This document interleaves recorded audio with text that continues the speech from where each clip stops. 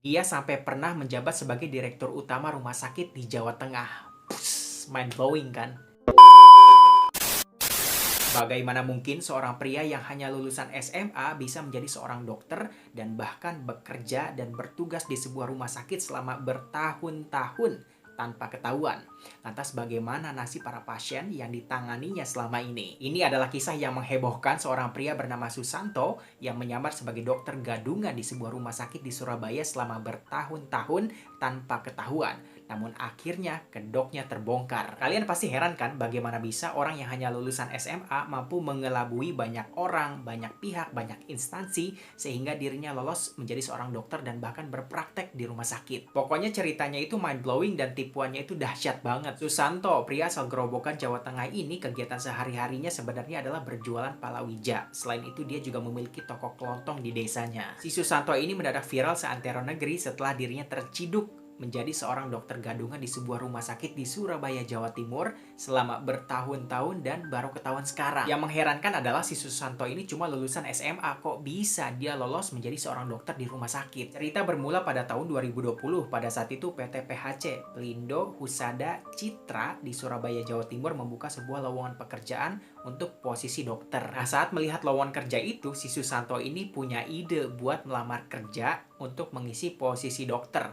Padahal pada saat itu posisinya dia cuma lulusan SMA. Ya logikanya kalau orang cuma lulusan SMA terus ngelamar kerja di posisi dokter terus keterima, ya satu-satunya alasan yaitu curang gitu kan. Nah, yang mengejutkan si Susanto ini ternyata diterima cuy jadi dokter oleh PT PHC. Untuk diterima sebagai dokter itu kan ada prosesnya ya, ada tahap-tahap yang harus dilalui oleh si Susanto ini. Nah, kalau dia nggak punya otak yang cerdas, kalau dia nggak cerdik gitu ya, nggak mungkin dia bisa lolos sampai diterima. Karena nggak mungkin lah ya kirim CV doang kemudian langsung diterima kerja. Pasti kan ada proses, ada tahap-tahap yang harus dilalui. Apalagi ini untuk mengisi posisi dokter gitu. Singkat cerita, setelah diterima, si Susanto ini kemudian ditugaskan ataupun ditempatkan di klinik OHIH, Occupational Health dan Industrial Hygiene, klinik K3 PT Pertamina, EP4 di Blok Cepu, Jawa Tengah. Jadi ini tuh kayak sebuah klinik kesehatan khusus bagi para pekerja PT Pertamina di Blok Cepu. Tapi saya belum tahu apakah di sana dia menangani pasien atau enggak, tapi ya dia kan dokter ya, kayaknya sih pasti menangani pasien.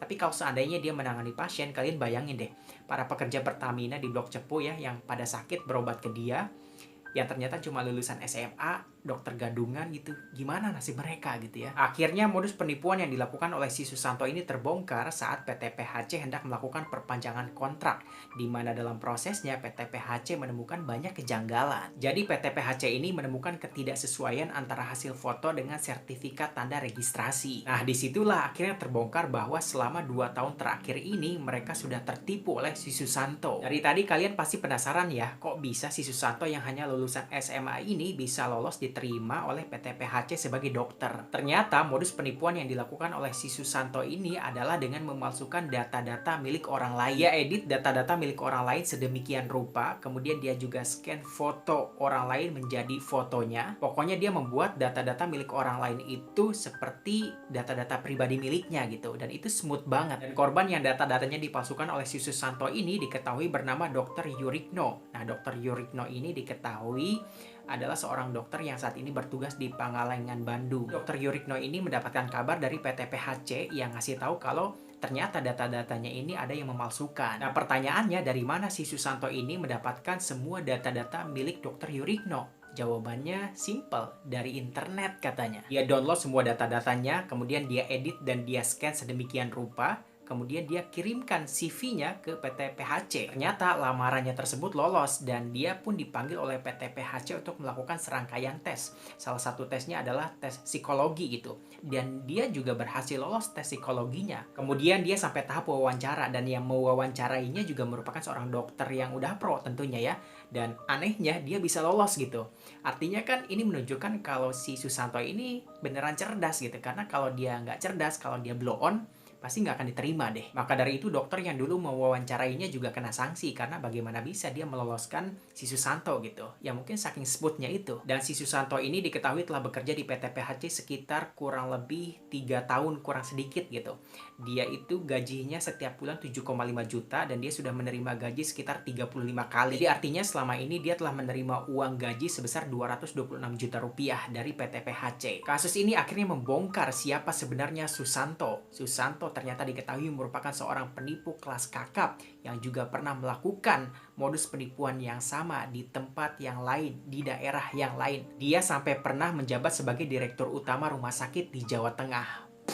Mind blowing kan? Dan dia juga ternyata diketahui merupakan seorang mantan residivis dan berikut adalah sederet kasusnya yang membuat kalian mikir kayak gila ya, nih orang smooth banget, nih orang lihai banget gitu. Dimulai tahun 2006 si Susanto pernah bekerja sebagai dokter di salah satu puskesmas di Jawa Tengah. Kenapa dia bisa menjadi dokter di puskesmas itu juga karena dia memalsukan data-data ataupun identitas milik orang lain. Dan gokilnya selain bekerja dan juga berpraktek sebagai dokter di puskesmas, pada saat itu si Susanto ini juga ternyata merangkap jabatan sebagai Kepala UTD PMI, Palang Merah Indonesia. Dia bekerja sebagai dokter di puskesmas itu hanya 1 tahun, tapi dia menjabat sebagai Kepala UTD PMI di Jawa Tengah sekitar 3 tahun dari tahun 2006 sampai 2008. Nah, jadi ceritanya dia ini kan sudah malang melintang ya di dunia kesehatan di Grobogan, Jawa Tengah. Ya istilahnya dia itu udah punya koneksi, udah punya nama ya. Dia juga dikenal sebagai Dokter Susanto gitu. Nah, karena koneksi yang dia punya itu, dia bahkan pernah menduduki jabatan sebagai direktur utama di salah satu rumah sakit di Grobogan, Jawa Tengah. Gokil banget sih. Ternyata aksi penipuan yang dilakukan oleh si Susanto ini tidak sampai di situ. Berbekal networking yang luas, kemudian pengalaman sebagai dokter gadungan di Jawa Tengah selama ini, dia kemudian melakukan aksi kejahatannya ataupun aksi penipuannya di wilayah lain. Kali ini dari Jawa Tengah dia kemudian pindah ke Kalimantan Selatan. Dia tuh kayak step up the game gitu. Nah, di Kalimantan diketahui bekerja sebagai dokter di beberapa rumah sakit yang berbeda dan salah satunya dia bekerja sebagai dokter di rumah sakit milik Pemda. Artinya, dia tidak hanya menipu rumah sakit swasta, tapi juga telah melakukan penipuan kepada Pemda setempat. Penyamarannya akhirnya terbongkar saat dirinya menyamar sebagai dokter spesialis OBGYN, obstetri dan ginekologi. Ya bahasa awamnya, bahasa kitanya itu ini adalah dokter spesialis kandungan dan reproduksi. Maaf ya kalau salah, mau dikoreksi. Salah satu rumah sakit di Kalimantan, dan kedoknya ini akhirnya terbongkar saat dokter Susanto Gadungan ini mendapatkan tugas untuk melakukan operasi sesar ya, wanita yang mau melahirkan gitu. Kalian bayangkan sendiri, orang cuma lulusan SMA, jadi dokter gadungan, nggak punya pengetahuan soal medis, nggak pernah sekolah medis, mungkin belajar medis juga dari Google segala macam gitu ya, disuruh melakukan operasi sesar ya, dia nervous gitu ya, dia gemeter, dia nggak tahu harus ngapain. Akhirnya tingkah pola anehnya ini dilihat oleh rekan-rekan medis lainnya, dilihat oleh para susternya, kok ini dokter aneh gitu ya, kayak dia nih nggak ngerti gitu. Nah, akhirnya dari kecurigaan itu, si salah satu susternya ini melaporkan kepada pihak manajemen rumah sakit kalau ada yang nggak beres nih dengan si dokter Susanto ini.